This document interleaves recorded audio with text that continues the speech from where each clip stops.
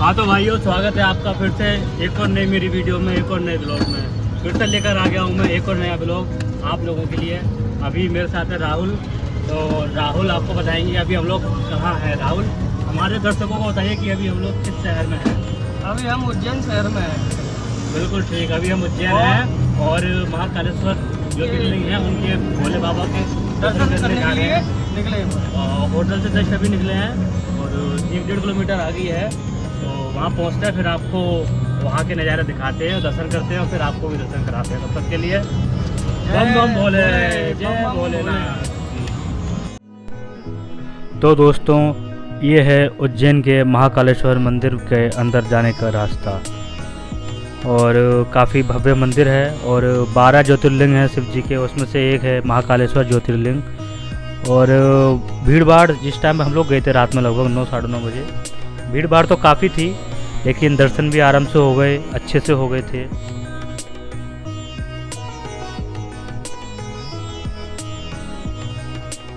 महाकालेश्वर भगवान का प्रमुख मंदिर है। पुराणों, महाभारत और कालिदास जैसे महाकवियों की रचनाओं में इस मंदिर का मनोहर वर्णन मिलता है।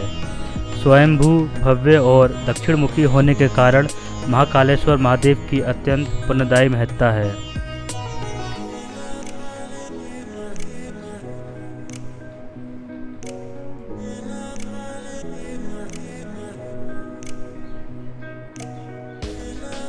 और आप जब भी इस मंदिर में जाएंगे तो आपको एक अलग ही एनर्जी, अलग ही वाइब का एहसास होगा। और ये है महाकालेश्वर ज्योतिर्लिंग का कॉरिडोर, जो कि अभी कुछ ही समय पहले बन करके तैयार हुआ है। और बात कर लें मंदिर की टाइमिंग की, तो मंदिर हफ्ते में 7 दिन खुलता है और इसके खुलने का समय सुबह 3 बजे से रात के 11 बजे तक रहता है। आप सुबह 3 बजे से रात के 11 बजे तक कभी भी दर्शन कर सकते हैं। और यहाँ पे जो एक भव्य भस्म आरती होती है, उसके लिए आपको पहले से प्री बुकिंग करनी होती है मंदिर कमेटी के वेबसाइट पे जा कर के, और जिसकी कोई फ़ीस नहीं लगती है, लेकिन उसकी वेटिंग काफ़ी ज़्यादा रहती है, 1-1.5 महीने उसकी वेटिंग रहती है। तो अगर आप भस्म आरती अटेंड करना चाहते हैं तो उसके लिए आपको 1-1.5 महीने पहले ही बुकिंग करनी होगी भस्म आरती की।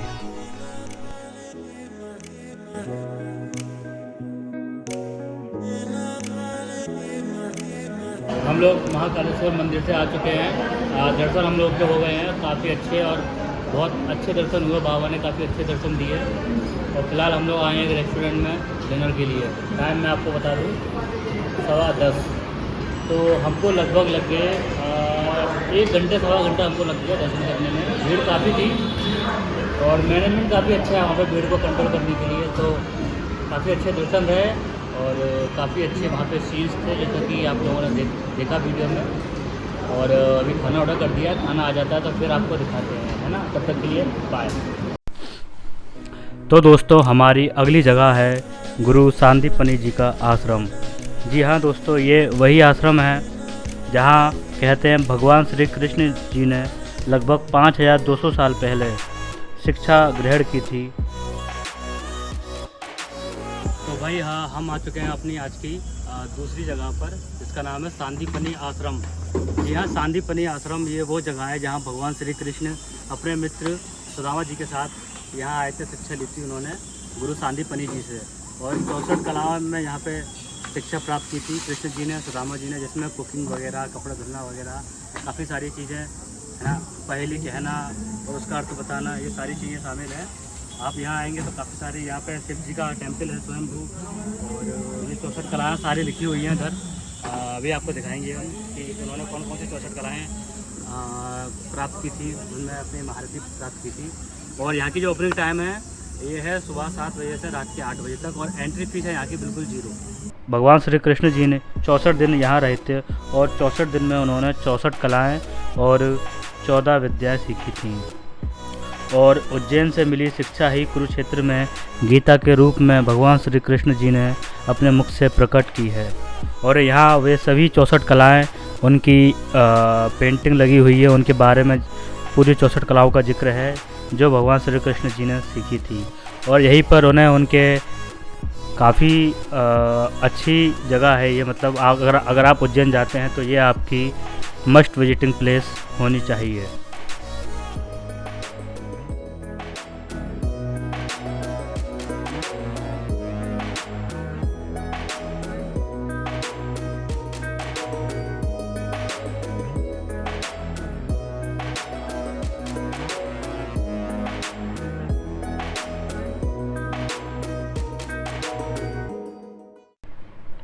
और इसी आश्रम में आपको कुंडेश्वर महादेव जी का प्राचीन मंदिर देखने को मिलेगा। और यहाँ पर पूरे विश्व में नंदी महाराज की खड़ी प्रतिमा है। पूरे विश्व में नंदी महाराज आपको कहीं भी खड़े हुए नहीं दिखेंगे, केवल इस आश्रम में कुंडेश्वर महादेव जी के मंदिर के सामने ये आपको प्राचीन नंदी खड़ी अवस्था में दिख रहे हैं, जो कि पूरे विश्व में केवल यहीं पर हैं।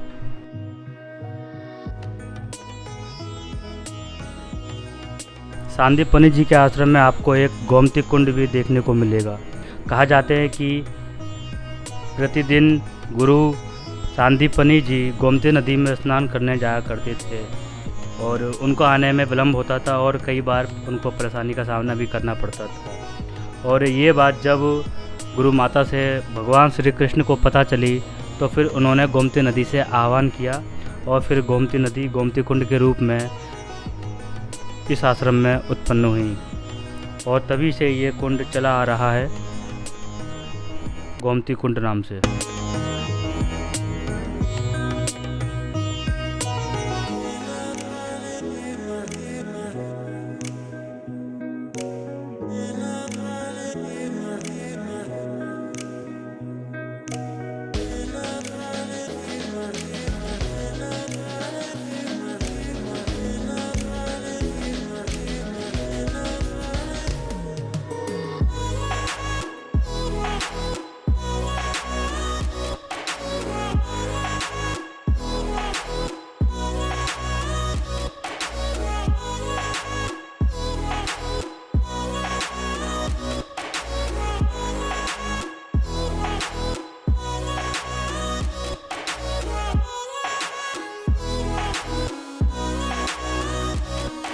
तो हम आप पहुँचे हैं अपने तीसरे प्रमुख स्थान की तरफ, जो कि है मंगलनाथ मंदिर। दुनिया में इकलौता मंगल भगवान का मंदिर है और कहा जाता है कि प्राचीन काल में जब एक अंधकासुर नामक दैत्य को शिव जी ने मारा था और उनके शिव जी के पसीना ज़मीन पर गिर गया था और उज्जैन की धरती फट के 2 पार्ट्स में हो गई थी, तो वहाँ से मंगल भगवान का उत्पन्न हुआ है। और यहाँ की टाइमिंग है सुबह 6 से रात के 9 बजे तक।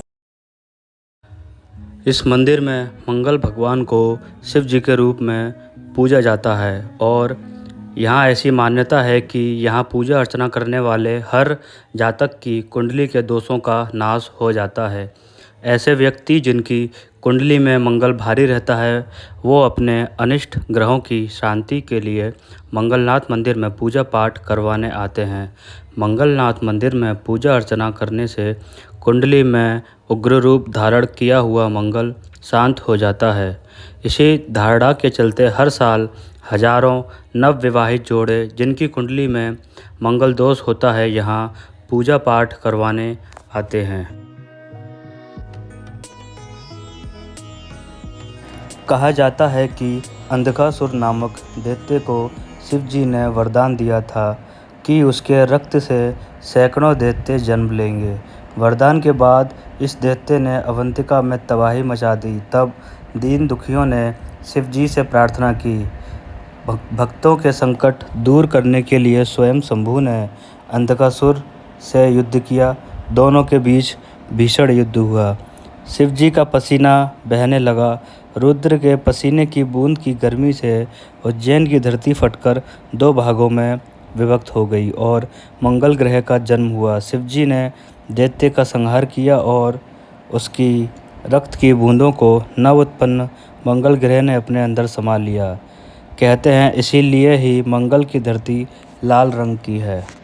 और यहाँ की कोई एंट्री टिकट नहीं है, एकदम फ्री है।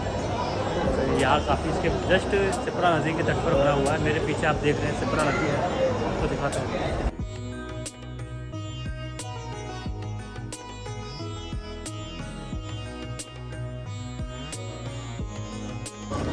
थोड़ा थोड़ी देर टाइम स्पेंड करते हैं। आप आओगे तो भीड़ भाड़ थोड़ी सी मिलती है यहाँ पे, और आपको मांगले दोष है, कोई भी सारी प्रकार की परेशानी है तो यहाँ आप उसके लिए पूजा कर सकते हैं। काफ़ी सारी सुविधाएं हैं यहाँ पर। थोड़ी देर बैठेंगे फिर यहाँ से निकलते हैं।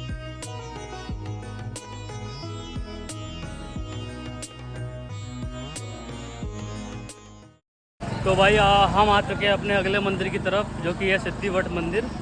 और यहाँ की ओपनिंग टाइम है सुबह 6 बजे से रात के 8 बजे तक। एंट्री यहाँ की बिल्कुल फ्री है। और ये कुछ यहाँ की सराउंडिंग है।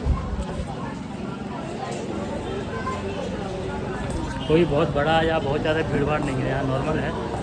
10 मिनट 15 मिनट में आप इसको घूम लेंगे और दर्शन कर लेंगे। काफ़ी पूजा पाठ यहाँ होती है, मैं आपको दिखाना चाहूँगा। यहाँ पूरे देश भर से लोग अपने पितरों की पूजा करने के लिए यहाँ आते हैं।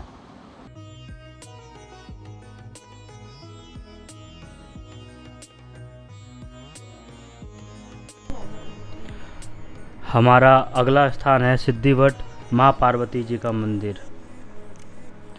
उज्जैन में शिप्रा नदी के किनारे बसा सिद्धिवट मंदिर, ये प्राचीन समय से ही काफ़ी मान्यता है इस मंदिर की। स्कंद पुराण के मुताबिक इस वट वृक्ष को माता पार्वती ने लगाया था और कहा जाता है कि यहाँ पर दूध अर्पित करने व पूजा करने से पितरों को शांति मिलती है, मोक्ष की प्राप्ति होती है और आपका दूध और प्रसाद सीधे आपके पितरों तक पहुँचता है।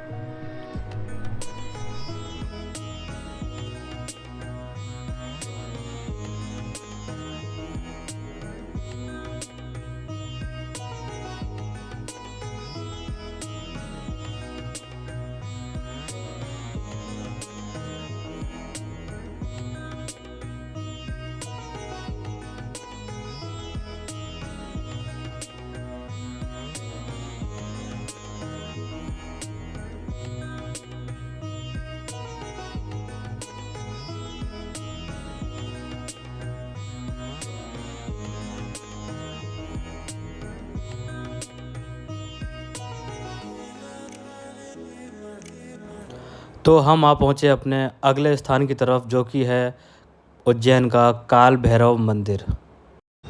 तो भाई हम आ चुके हैं अपने अगले मंदिर की तरफ और ये है श्री काल भैरव महाराज जी का मंदिर। मेरे पीछे आप देख रहे हैं द्वार, और इसकी टाइमिंग मैं आपको बता दूं, सुबह 6 से रात के 9 बजे तक, और एंट्री बिल्कुल फ्री है यहाँ पर।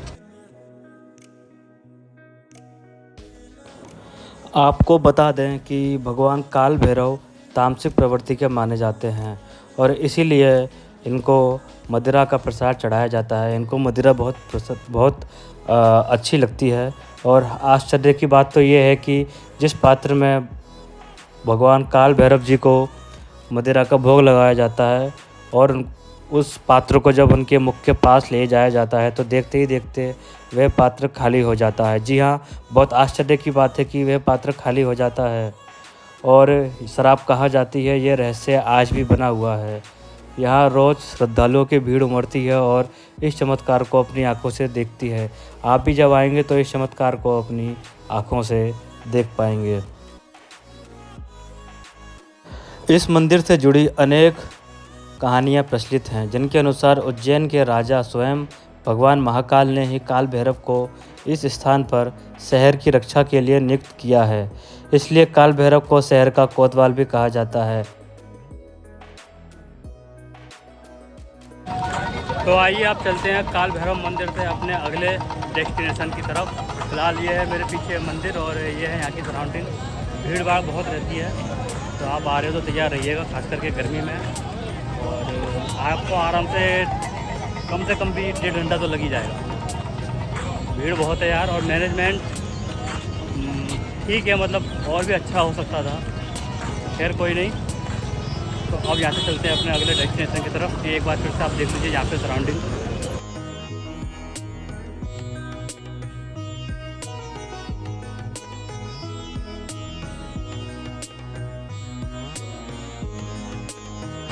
वाइन शॉप है यहाँ पर, आप ले सकते हैं। एक बाहर है, एक अंदर जा कर के है उधर, तो आप ले सकते हैं काल भैरव जी के लिए। और आप यहाँ से चलते हैं। तो भाई हम आ चुके हैं अपने अगले मंजिल की तरफ।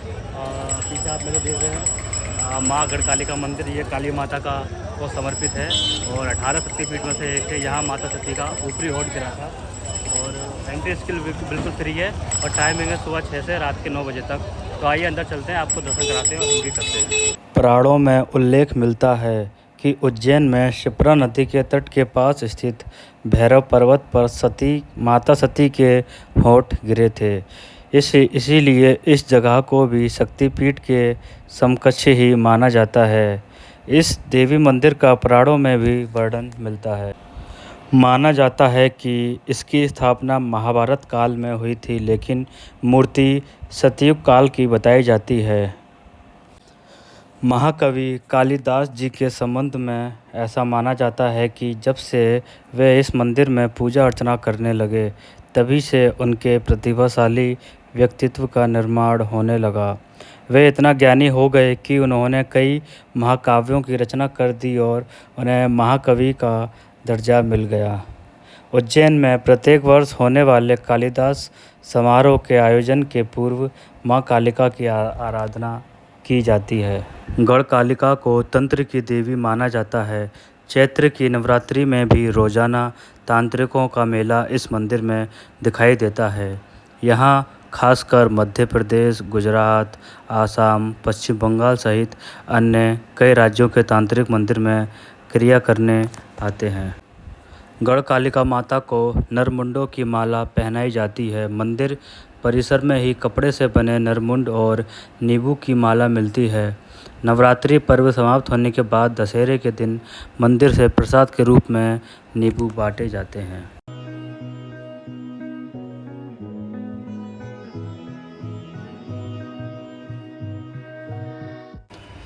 हमारा अगला स्थान है राजा भर्तृहरि जी की गुफा, जो कि गढ़कालिका मंदिर से केवल 7 से 8 मिनट की दूरी पर मौजूद है। तो भाई हम आ चुके हैं अपने अगले मंजिल की तरफ। ये है भर्तृहरि गुफा, मेरे पीछे ये एंट्री है यहाँ से।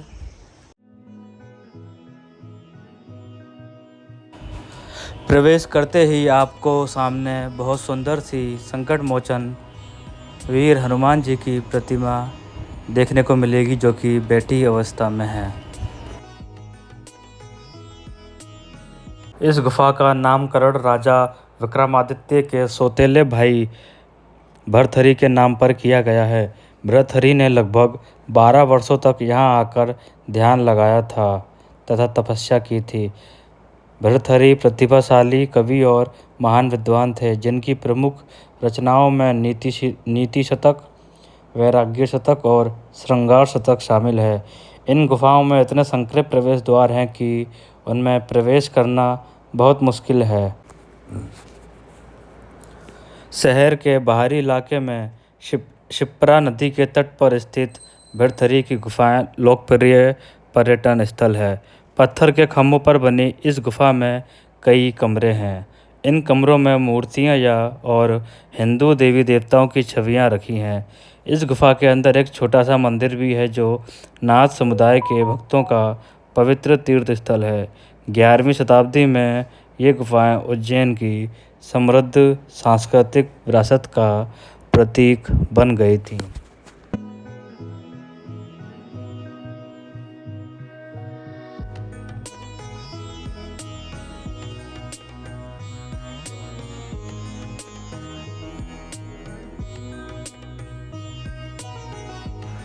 इस गुफा में आपको भगवान नीलकंठेश्वर महादेव जी का मंदिर भी देखने को मिलेगा, जो कि गुफा के अंदर विराजमान है। यहाँ आपको एक छोटी सी गौशाला भी देखने को मिलेगी, जहाँ आप गौ माताओं को चारा भी खिला सकते हैं।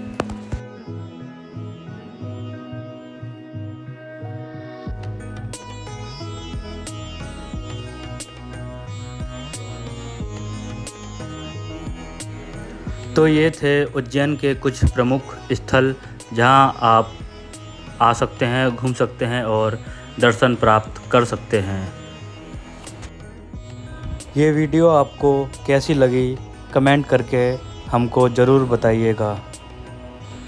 और अगर आपको वीडियो थोड़ी भी अच्छी लगी हो तो इस वीडियो को लाइक ज़रूर करिएगा और अपने दोस्तों को शेयर कर दीजिएगा।